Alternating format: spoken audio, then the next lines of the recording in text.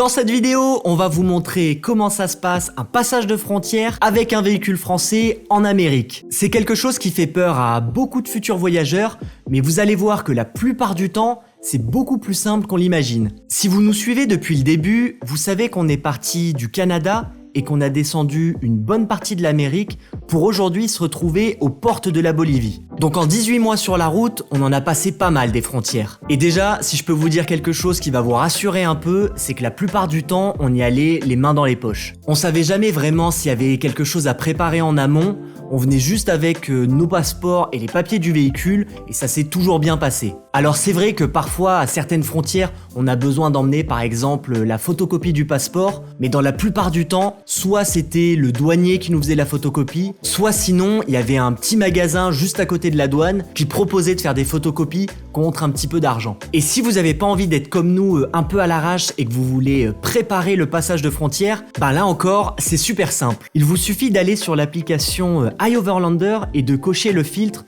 Custom and Immigration. Et ensuite de zoomer sur la carte à l'endroit où vous voulez passer la frontière. Vous aurez accès à plein de commentaires super récents de voyageurs qui sont passés par là et généralement, il y a toujours une personne qui a fait une description super précise de la marche à suivre.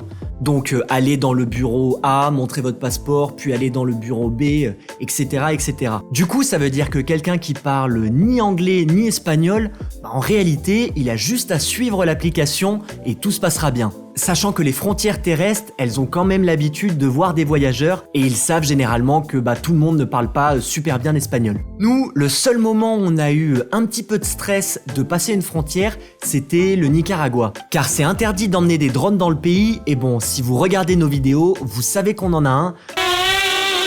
Ouh, ça fait peur! Donc on a dû tricher un peu pour passer cette frontière. Mais bon, assez parlé, comme on est aux portes de la Bolivie, je vous propose qu'on aille passer cette frontière et vous allez voir, ça va pas se passer exactement comme prévu. Bon, on vient d'arriver au niveau de la frontière, alors c'est bien, c'est le même bâtiment. Apparemment on fait Bolivie-Pérou au même endroit. Ce qui est marrant aussi, c'est que c'est la première fois où on fait une frontière, mais qui est pas au niveau de la frontière. C'est-à-dire qu'en fait là on est un peu sorti de la ville. Et après, une fois qu'on va sortir de la frontière, on va devoir re-rentrer dans la ville du Pérou et ensuite passer en Bolivie. Et ça, de savoir que le bureau de la douane n'était pas exactement au niveau de la frontière, on l'a su grâce à iOverlander. Car même si souvent on regarde pas à l'avance s'il y a des choses à préparer, on met toujours notre GPS sur le point iOverlander indiqué pour être sûr d'arriver au bon bâtiment. Bon, ça commence mal. Là, on vient de faire les papiers pour le visa, on va aller faire le papier pour le véhicule. Sauf que nous, on s'était dit, bon, on va essayer de demander 4 mois et au pire, on aura 3 mois et ça ira. Le mec nous a dit non, il nous a dit 30 jours. Donc là, ce qui se passe, c'est qu'en gros, la première étape dans un passage de frontière, une fois qu'on a annulé le visa de l'ancien pays, c'est d'obtenir le visa pour le nouveau pays. Et dans tous les pays qu'on a traversés, on a toujours eu 3 ou 6 mois de visa. Et il n'y a rien de spécial à faire. Il suffit juste de montrer son passeport et y mettre un tampon dedans. Et ensuite, avec notre tampon dans le passeport, on va faire le TIP du véhicule. Le TIP, c'est le permis d'importation du véhicule. Donc c'est à ce moment-là qu'ils vont peut-être très rapidement fouiller le véhicule et qui vont vous dire, ok, ce véhicule, il a le droit de rester 3 mois dans le pays. Et au bout de 3 mois, il faudra sortir le véhicule du pays sous peine d'avoir une amende ou même de se faire confisquer le véhicule. Et généralement, le nombre de jours qu'ils vont vous mettre sur votre visa, c'est le nombre de jours qu'ils vont mettre sur le TIP et donc autoriser le véhicule à rester dans le pays. Et dans notre cas, comme le gentil douanier, on sait pas trop pourquoi, mais il a décidé de nous donner que 30 jours, ça veut dire que ils vont sûrement nous mettre 30 jours sur le TIP. Le problème, c'est qu'au moment où on passe cette frontière, nous, on a notre vol retour pour la France dans 28 jours. Et on va rester 45 jours en France. Donc ça veut dire que quand on va revenir en Bolivie, le véhicule il sera en situation illégale dans le pays. Et ça c'est vraiment pas bon car en Bolivie apparemment l'amende quand on dépasse la date pour le TIP elle est vraiment très très chère. Tu es content Ambrine de tes débuts en Bolivie? Mais je sais pas comment on va faire en fait quand on va rentrer de France. Ah mais moi, pour moi là il y a un espoir, c'est que quand on arrive à La Paz, il accepte de nous prolonger genre de 3 mois. Sinon, c'est sûr qu'on va avoir... pour le véhicule quoi. Oui, mais le truc c'est qu'en fait nous on doit être prolongé de 3 mois pour pouvoir prolonger le véhicule de 3 mois. On verra à La Paz. Bon, on a de la chance quand même. Là on vient de faire le TIP du véhicule et pour le coup on est tombé sur un mec très gentil et quand il m'a demandé combien de jours on voulait, je lui ai dit nous il nous faudrait 3 mois si possible parce qu'on va rester un petit moment. Et qu'est-ce qui s'est passé, Ambrine? Eh ben, il nous a donné 3 mois. Donc là, ça veut dire qu'en gros... Alors c'est débile, hein, parce que du coup, notre passeport, nous, on a le droit de rester que 30 jours dans le pays, mais le véhicule a le droit de rester 3 mois. Et du coup, ça tombe bien, parce que nous, on part quand déjà? Là, on est rentré le combien? On est le combien là? On est le 9 novembre. Et on prend... C'est quand qu'on quitte la Bolivie? 6 décembre. Donc en fait, on n'a même pas besoin de se lâcher... Du coup, c'est parfait. Ouais. Du coup, ça veut dire que là, on quitte la Bolivie le 6, et après, comme on va y re-rentrer, on va récupérer un visa de 30 jours là en janvier. Et le seul truc, c'est qu'il faudra qu'on sorte avant le 7 février, c'est ça? Ouais. Ouais, on a la date limite du 7 février. Mais bon, bonne nouvelle, on n'a pas besoin d'aller à La Paz, enfin, on n'a pas besoin de galérer dans la migration de La Paz et tout, donc plutôt bonne nouvelle quand même. On s'en sort bien là, pour le coup, vraiment, on s'en sort bien. Bon, et ben le Pérou nous surprendra jusqu'au bout, mais la frontière terrestre par là, en fait, elle est fermée, on n'a pas le droit de passer. Celle d'avant, où on avait fait les papiers, il y avait des camions qui bloquaient tout, donc on pouvait pas y aller non plus. On va essayer de retourner celle de là-bas, mais on va la prendre en sens inverse, je pense. Mais il y avait un camion en fait qui était devant nous. Ouais, mais de toute façon, là, le mec nous a dit non. Ouais, c'est que à pied. C'est que à pied. Donc putain, c'est galère jusqu'au bout le Pérou. Hein. On va faire comme ce camion, je pense. Ouais. Attends un peu parce qu'il y a un autre camion qui arrive de face et il y en a un autre qui est en train de reculer. Bon.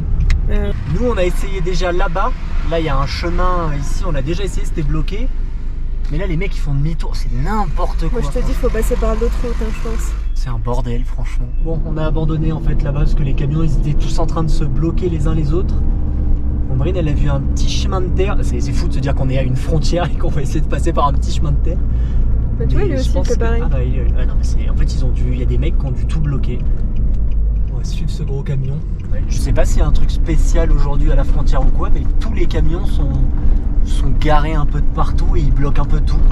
Souvent, on n'est même pas au courant parce que nous, on est au courant de rien niveau information à chaque fois. Il y a une révolution en ce moment.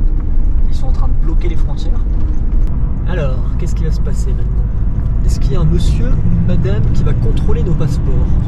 Bon, là, on passe. Espérons qu'il n'y a personne qui arrive en face, hein, comme d'hab. Regardez ça, c'est un énorme camion d'expédition. Et c'est un camion un truck vraiment américain. Bon, j'avance. Et voilà, nous sommes officiellement en Bolivie. Donc maintenant, quel est le prochain objectif, Ambrine? Retirer de l'argent. Et regardez ces centaines de camions là qui sont... Ils doivent dormir ici, les types, c'est pas possible. Hein. Attention, est-ce qu'elle a réussi à récupérer, à retirer de l'argent? Alors? Ça a marché? Ouais, ça marche. T'as retiré combien? C'était 500 le max. Ça fait combien, 500? Je crois que ça fait 150 €, mais je suis pas sûre. Il y avait des frais ou pas? Non. Ouais. Bon, du coup, nous, il est beaucoup trop tard pour arriver au garage à La Paz. Maintenant, on a pris beaucoup plus de temps que prévu. Donc là, on a vu à 40 minutes d'ici, apparemment, on peut dormir sur un port. On va essayer de voir. Sinon, il y a un autre endroit un petit peu plus loin. Et demain, on terminera la route. Pour rappel, on va à La Paz pour essayer de réparer notre problème d'embrayage. Et on nous a dit que conduire dans cette ville, c'est un enfer. Du coup, on a fait exprès d'aller dans un camping qui nous oblige pas à rentrer complètement dans le centre-ville. Et au final, on a trouvé la conduite beaucoup plus agréable qu'au Pérou. Bon, c'est bon, on est bien arrivé dans notre camping / garage. Donc hier, on a rencontré le garagiste. Alors, il avait pas le temps de le faire hier et comme là, c'est le week-end, il travaille pas. Donc du coup, il nous a dit qu'il regardera ça lundi. Donc nous, là, on est samedi et donc on est parti pour aller faire un petit tour dans La Paz. Là, on va aller se faire un petit restaurant. Putain, on a trouvé un restaurant de sushi. Il a l'air d'être tellement bon, ça fait tellement longtemps. Et sachant que La Paz, vous allez voir, il y a une particularité quand même à cette ville, c'est que c'est une ville où il y a plein de téléphériques. Il y a un peu comme si on était au ski, sauf que là on est dans une ville. Donc normalement on devrait prendre un téléphérique aujourd'hui. Aujourd'hui c'est japonais. Et là, regardez-moi cette orgie de sushi. Bon, super bon ce petit restaurant japonais. Et en tout cas pour le moment, La Paz, ça porte bien son nom, parce que c'est vrai que comparé à ce qu'on a connu au Pérou, mais c'est super calme. Là, attendez, regardez quand même, on est dans une rue. C'est une rue où il y a plein de restos et tout. Et là, mais regardez, il n'y a personne. Donc c'est quand même super calme, même quand on est arrivé en voiture, c'était très simple et tout. Donc on va voir, peut-être que quand on aura pris le téléphérique et qu'on se fera lâcher vraiment dans le centre, ce sera un petit peu plus le bordel. Mais en tout cas, pour l'instant, les gens, ils sont gentils, souriants, c'est calme, ça klaxonne pas, enfin ça fait vraiment une énorme différence avec le Pérou. Ça fait du bien du coup, ça fait vraiment beaucoup de bien. Bon oui, ok, peut-être qu'on est vraiment dans le quartier bourgeois en fait, on s'en rendait pas compte. Parce que là, la petite rue avec les belles maisons. Et Ambrine, elle faisait une réflexion hier. C'est vrai que quand on arrivait dans ce quartier, notre camping, il est pas très loin d'ici, il est juste à côté. Il y a un truc qui fait une grosse différence, c'est que les maisons sont terminées. Il y a de la peinture, enfin les maisons sont vraiment finies. Là, vous regardez la maison là. C'est une vraie maison, elle est terminée. Alors que normalement, toutes les maisons qu'on croise, il y a encore les tiges de fer, il n'y a pas de peinture. Il y a juste en fait les murs, mais après, il n'y a rien qui est fait. Et là, non, tous les trucs, c'est vraiment terminé. Et voilà, notre premier téléphérique est là.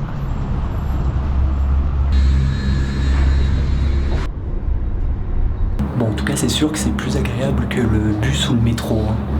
Là, t'es au calme, t'as la belle vue, il y a plein de trucs à regarder. Ah non, c'est sûr que c'est... Faut qu'ils mettent ça à Lyon. Se déplacer dans La Paz en téléphérique, c'est génial. On peut vraiment voir à quel point cette ville est étendue. C'est d'ailleurs la capitale la plus haute au monde, qui se situe à plus de 3500 mètres d'altitude. Et se balader dans ces téléphériques, ça donne vraiment l'impression d'être dans une station de ski géante. Bon, la ville, elle est beaucoup plus grande que ce qu'on pensait. Là, on a fini du coup avec la ligne verte. Et maintenant, on doit aller prendre la ligne bleue. Et c'est marrant, hein, c'est vraiment comme un métro. Là, on vient de faire le premier arrêt. Et là, si on veut, on peut descendre ici. Où il y a des gens qui peuvent monter, là, comme le mec. Et nous, voilà, on va au terminus. Donc on descend pas, mais c'est vraiment comme un métro.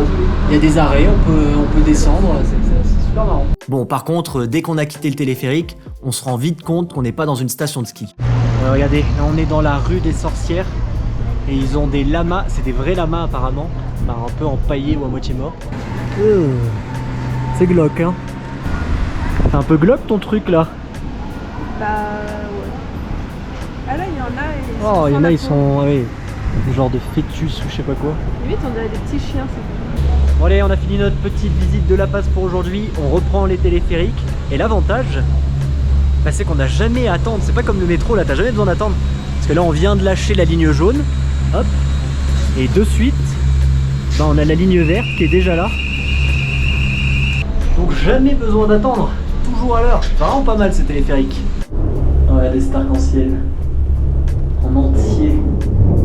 Hop, il atterrit juste là. Je crois que c'est la première fois que je vois un arc-en-ciel aussi bien et d'aussi près. Et entier en plus. Bon allez, c'est le grand jour. Le mécano il va regarder un peu la voiture. On a essayé de la rentrer un peu dans son garage, mais nous, très vite, on touche. Bon, le truc relou, c'est que évidemment, on avait ce bruit là d'embrayage un peu chelou, là, très métallique. Quand on est arrivé chez lui, on l'avait encore un petit peu. Et là, alors je sais pas si c'est parce que le moteur est froid ou autre, ou l'embrayage est froid ou je sais pas, mais là on n'a plus du tout de bruit. Donc du coup, ça veut dire qu'il va appuyer sur l'embrayage, il va sûrement nous dire ça fait pas de bruit. Donc j'espère qu'il va quand même trouver la raison de ce bruit là un peu étrange, très comme s'il y avait deux pièces métalliques qui frottaient vraiment entre elles. Parce que ça me ferait chier qu'on parte d'ici et que nous dans 2 jours on se retrouve avec encore un bruit encore plus fort et qu'on ait peur de continuer. Donc on va voir, c'est notre journée mécanique aujourd'hui. Bon, comme il n'y avait pas de bruit, le garagiste avait l'air de dire que pour lui c'était rien, il voyait rien de spécial, la pédale elle paraissait bien, enfin tout paraissait bien. Mais il aimerait bien entendre le bruit métallique qu'on avait eu là il y a quelques jours. Et en fait à chaque fois qu'on a eu ce bruit métallique, c'était quand on terminait de conduire. Et en fait donc quand tout était chaud à l'intérieur. Du coup il nous a dit allez faire un tour pour faire un peu chauffer l'embrayage, enfin faire que tout soit chaud. Et pour voir si on arrive à faire revenir le bruit métallique et qu'il puisse entendre. Parce que là il dit j'arrive. Du coup je sais pas d'où vient exactement le bruit et j'arrive pas à savoir si ça peut être, il parlait du cylindre ou peut-être d'autres trucs. Donc ça tombe bien parce que là il y a des méga montées. Donc on va s'amuser à faire des petits allers-retours dans les montées et les descentes, ça va faire chauffer un petit peu tout. Bon, on est de retour au garage. Alors pas de chance, ça fait 1 heure qu'on roule, en plus c'est que des grandes montées et tout. Donc autant dire que le moteur, l'embrayage, il y a tout qui est brûlant. Et ça fait pas le bruit métallique que ça faisait. Donc le mec il peut pas voir exactement où c'est. On va dire que c'est pas trop grave, on va continuer comme ça et bon, si à un moment ça pète, ça pètera. Hein. Sinon il nous a dit qu'il faut démonter tout l'embrayage, mais il avait pas l'air d'être du tout motivé à le faire. Et pour lui il n'y a aucun problème et nous quand on est sur la route on n'a pas de problème. Donc on va voir, on va contrôler ce bruit et si ça revient vraiment très fort au bout d'un moment, on fera quelque chose, on retournera chez un garage, mais là pour l'instant je pense qu'on va rien faire.